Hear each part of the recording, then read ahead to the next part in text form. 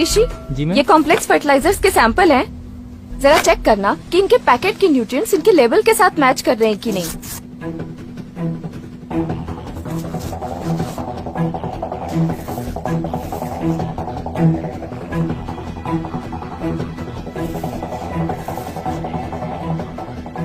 Packets के label अलग अलग हैं, लेकिन मिक्सचर सब में एक ही है।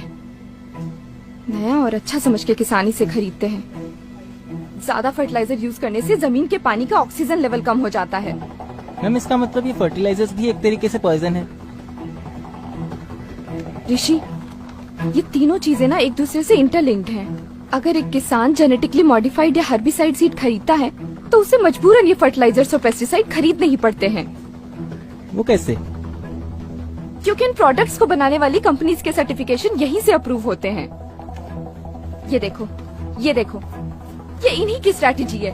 ये देखो,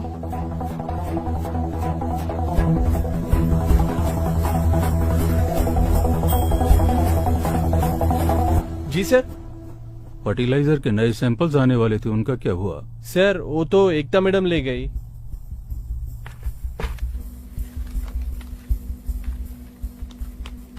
मैम ये तो सरेआम धोखाधड़ी है।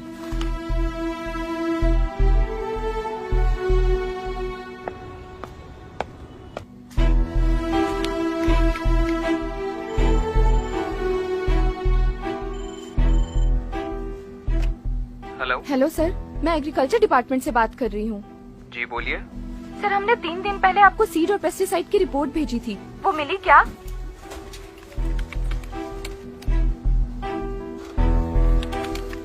नहीं, हमें आपके कोई रिपोर्ट्स नहीं मिले। एक बार प्लीज चेक करिए, हमने सारी डिटेल रिपोर्ट आपको ईमेल की थी। नहीं मैडम, वहाँ से तो हमें कोई रिपोर्ट ही नहीं आई।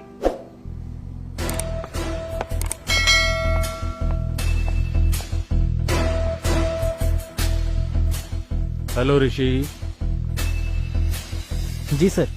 आज शायद तुम्हारी इंटर्नशिप का लास्ट डे है। जी sir. Why don't you go to my cabin and wait for मी?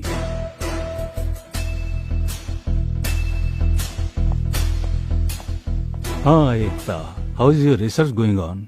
तो आप ये सब पहले से जानते थे, आपने रिपोर्ट क्यों नहीं भेजी अभी तक? एकता, लिसन केयरफुली, ये नई टेक्नोलॉजी है। We need to give time for science to grow. Be in our team. हमें एक पेस्टिसाइड, एक सीड, एक फर्टिलाइजर अप्रूव करने के लिए करोड़ों रुपए मिलते हैं। ओह, तो ये साइकिल आप लोगों का बनाया हुआ है कि जब एक किसान तुम्हारे सीड्स खरीदेगा तो उसे मजबूरन पेस्टिसाइड और फर्टिलाइजर्स खरीदने ही पड़ेंगे। किसान बेसिक फार्मिंग कर रहे थे, उपज और प्रॉफिट के लिए सब करना पड़ा। अब तुम सोच लो। उपज बढ़ाने के लिए 4 गुना कॉस्ट ऑफ कल्टीवेशन, वो भी पूरे झूठे वादे। पीटी कॉटन के बारे में क्या दावे किए थे आपने कि पूरा पेस्ट कंट्रोल होगा, पेस्टिसाइड की जरूरत नहीं पड़ेगी, पर हुआ क्या? चूसने वाले कीड़े और पिंक बॉलवर्म पहले से भी ज्यादा हो गए। सोच लिया, तुम जैसे गिरे हुए लोगों के साथ काम करने से तो अच्छा है कि मैं ये नौकरी ही छोड़ दूं।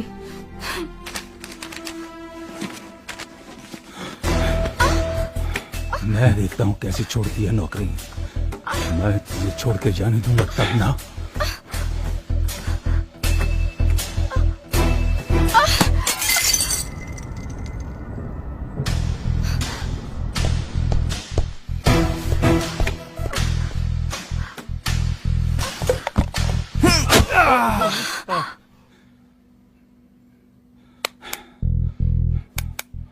ये इलीगल ट्रेडिंग क्यों करते हो तुम लोग? मैम ये लोग ऐसे नहीं मानने वाले। इंटरनेशनल प्रेशर होता है। सबसे ज्यादा स्टॉक कहाँ भेजा है? पंजाब में। मैम हमें इनकी सर्टिफिकेशन किसी भी तरीके से रोकनी होगी। ऋषि, एक काम कर, जी मैम। आसपास के गांव में जा, सर्वे कर और पता कर कि ये सीड्स किन जगहों पर गए हैं। जी मैम। लेकिन मैम आप कहाँ जा रहे हो? पंजाब।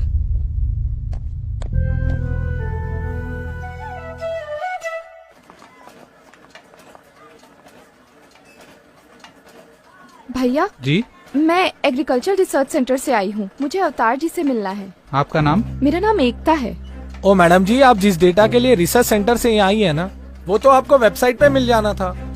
ओ तुसी तो एवे ही आगे जी इतनी दूर। देखिए, मैं समझती हूँ आप क्या कहना चाहते हैं, पर हमारे सेंटर से जो पेस्टिसाइड्स अप्रूव होकर आए हैं, मैं उनके डिटेल्स जानना चाहती हूँ। और उनका क्या, जो पिछले 30 साल से अप्रूव होके आ रहे हैं? मतलब? मैं बताता हूँ, चलिए।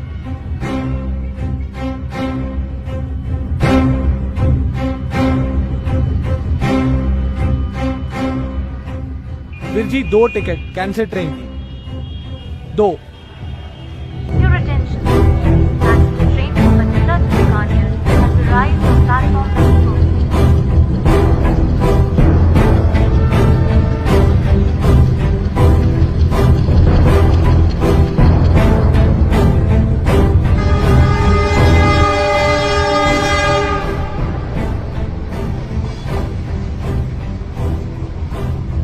मैडम जी, इस ट्रेन का हर दूसरा बंदा कैंसर का पेशेंट है, आप किथे भी चेक कर लो। और यही ट्रेन है जो बठिंडा से बीकानेर तक जाती है। अब आप इनको ही देख लो।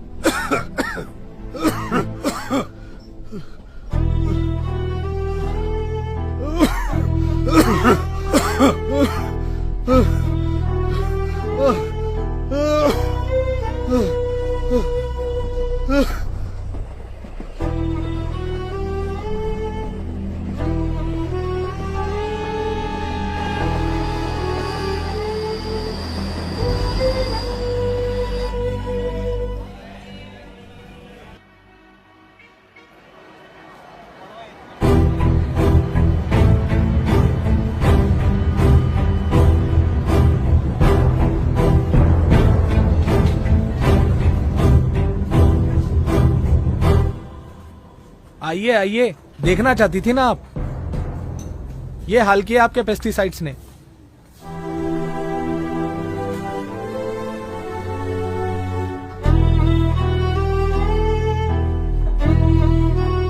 किसी का भी टेस्ट करवा लीजिए मैम आप, खून नहीं पेस्टिसाइड से निकलेगा।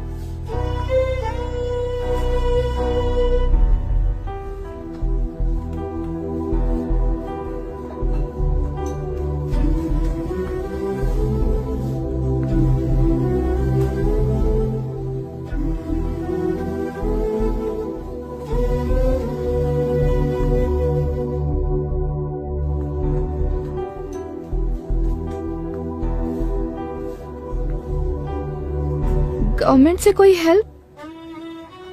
जहर और दवाई दोनों एक ही कंपनी बनाती है।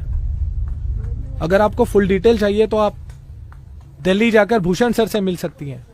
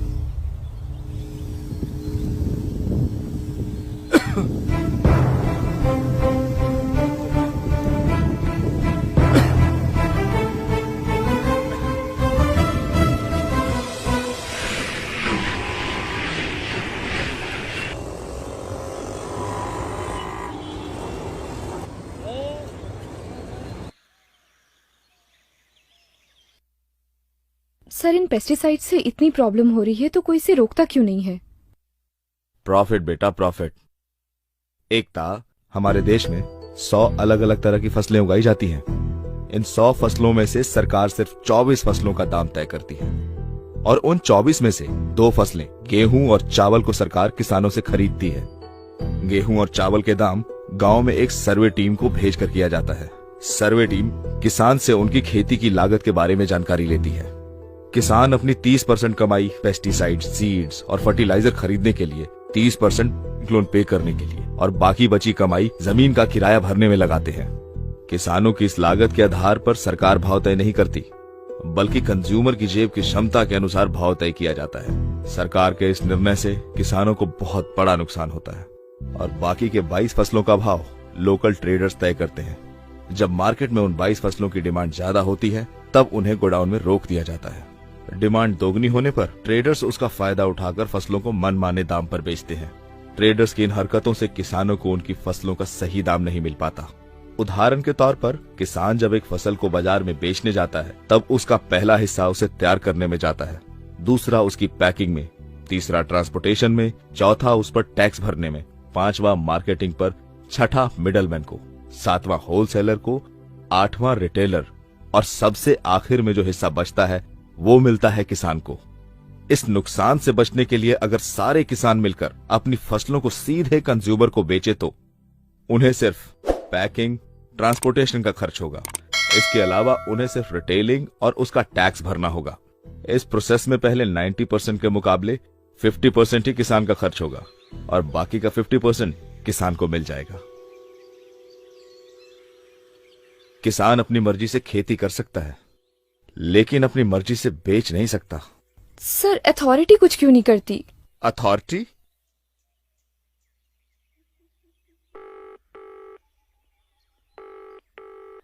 आप जिस नंबर से संपर्क करना चाहते हैं वो इस समय व्यस्त है। कृपया थोड़ी देर बाद डायल करें।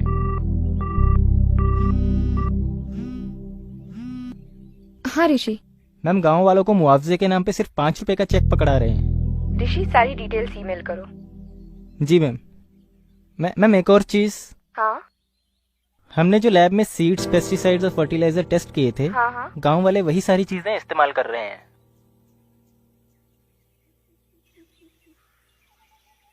Thank you sir. मराठवाड़ा जाओ, सबसे ज्यादा सुसाइड्स वहीं पर हुए हैं।